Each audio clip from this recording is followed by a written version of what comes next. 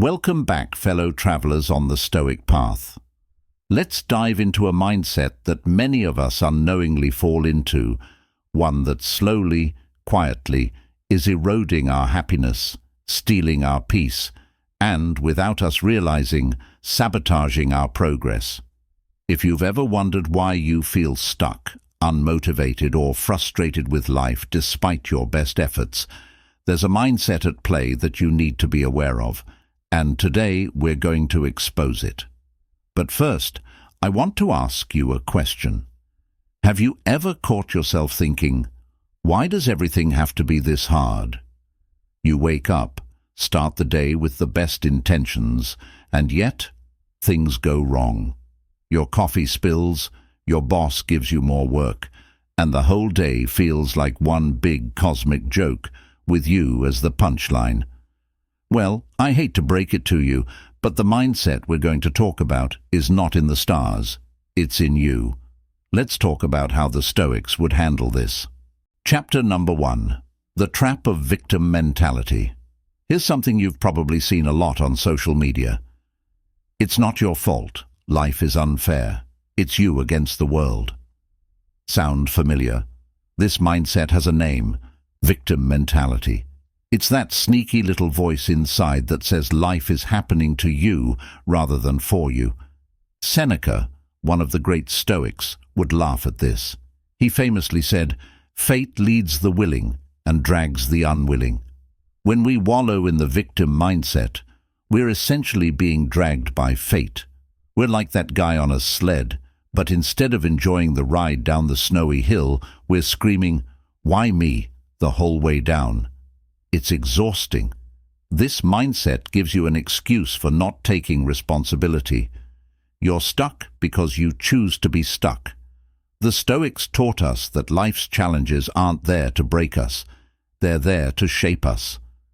Let me tell you a quick story. There's this guy. Let's call him Mark. Mark hates his job, complains about his boss, says his co-workers don't respect him. Every day he's in a bad mood, blaming the world for his problems. Then one day, Mark loses his job. Now at first, he's devastated. He's sure the universe is punishing him. But then something strange happens. After a few months of searching, Mark finds a new job. This time, it's better, and his boss actually respects him. So what happened? Did the world suddenly decide to stop being unfair?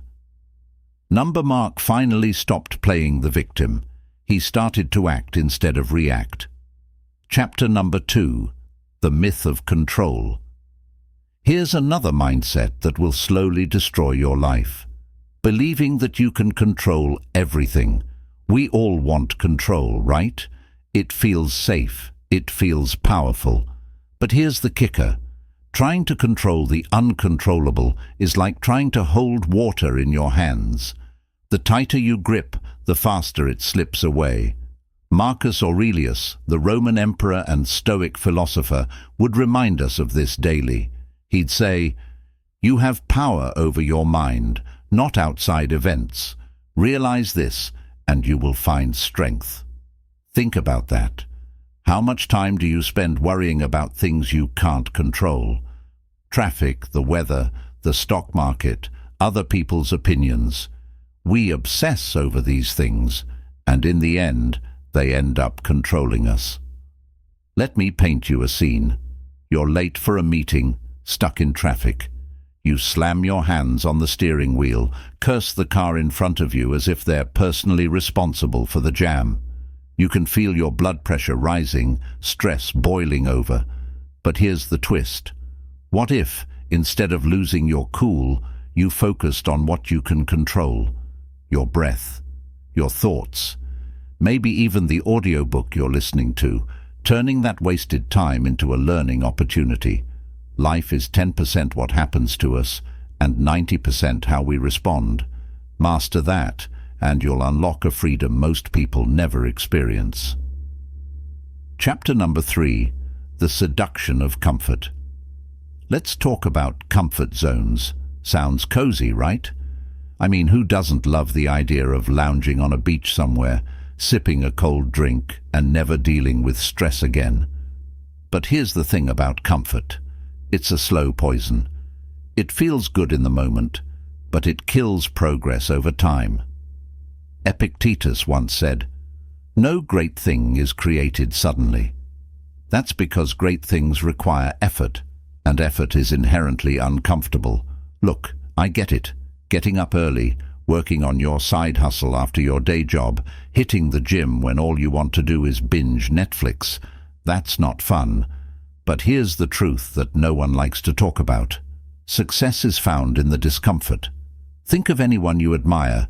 They didn't get where they are by staying in their comfort zone. They challenged themselves. They faced failure. They endured. And let's be real. Who wants to hear the story of someone who played it safe their whole life? No one.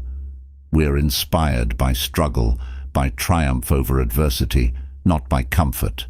Chapter number 4. The illusion of perfection. We've all been there, waiting for the perfect moment, the perfect plan, the perfect version of ourselves to emerge before we take action. Guess what? That moment is never coming. The Stoics knew that perfection was an illusion. Marcus Aurelius wrote, "Do not wait for things to happen in the future, seize them in the present moment." Waiting for perfection is just another form of procrastination, and it's destroying your potential right now. How many times have you thought, "I'll start when I'm ready," or "I'll launch my business when I have the perfect idea"? Here's a little secret. The people who seem perfect on the outside, they're just as imperfect as the rest of us. But the difference is, they act anyway. They don't wait for the stars to align. They move, they grow, they learn as they go. Chapter number 5. The danger of comparison. Let's talk about a mindset that is probably affecting more people today than ever before. Comparison. With social media, it's easier than ever to look at someone else's life and think, they're happier, wealthier, more successful, better looking. What am I doing wrong? Comparison is the thief of joy, and it slowly eats away at your sense of self-worth, leaving you dissatisfied with your own journey. Epictetus reminds us, don't explain your philosophy, embody it. What does this mean? It means focusing on your path, not someone else's. Stoicism teaches us that we can't control what others have, how fast they succeed, or what their lives look like, but we can control how we show up every day in our own lives. Here's a quick story.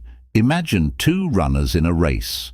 One is constantly looking at the guy next to him, worried about whether he's faster, stronger, better.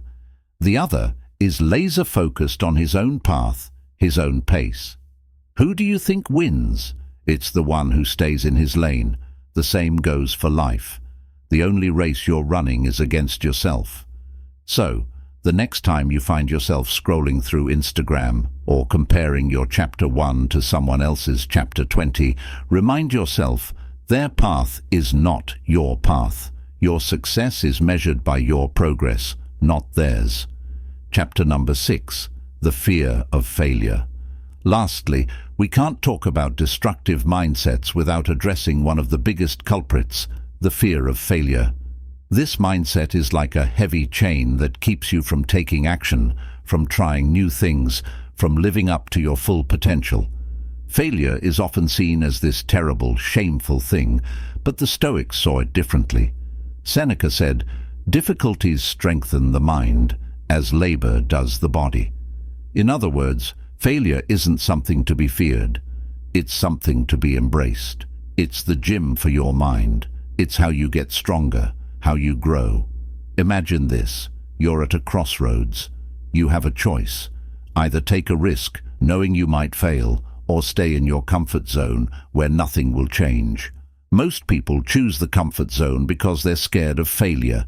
But here's the funny thing. Not trying is the ultimate failure. Every time you avoid taking action because you're afraid of failing, you've already failed.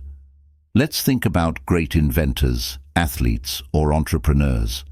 They didn't achieve greatness by avoiding failure. They faced it head on. Thomas Edison famously said, "I have not failed. I've just found 10,000 ways that won't work." This mindset is powerful. The only real failure is quitting. The Stoics knew this well. They believed that life's challenges are opportunities to test your character, to grow stronger, to evolve. So next time you feel paralyzed by the fear of failure, remember, every failure is a step closer to success. It's not something to avoid, it's something to learn from. Think of it like this. If you're waiting for a sign to start, consider this your sign. So, there it is. The mindset that's slowly destroying your life is not some external force. It's inside you. It's playing the victim, trying to control the uncontrollable, seeking comfort over growth, and chasing perfection. The good news? You can change it. The power is in your hands, or as the Stoics would say, in your mind. Remember, as you navigate life, don't be dragged by the currents of circumstance. Choose to be led by your principles, and I guarantee you'll start to see things change. It's time to break free from the mindset that's holding you back and embrace the Stoic path of resilience, responsibility, and relentless growth. Thank you for watching, my friends. If this video resonated with you, be sure to hit that like button, share your thoughts in the comments, and subscribe for more Stoic wisdom and self-improvement insights. Together, we can reshape our mindsets and, ultimately, our lives. Until next time, stay strong, stay stoic.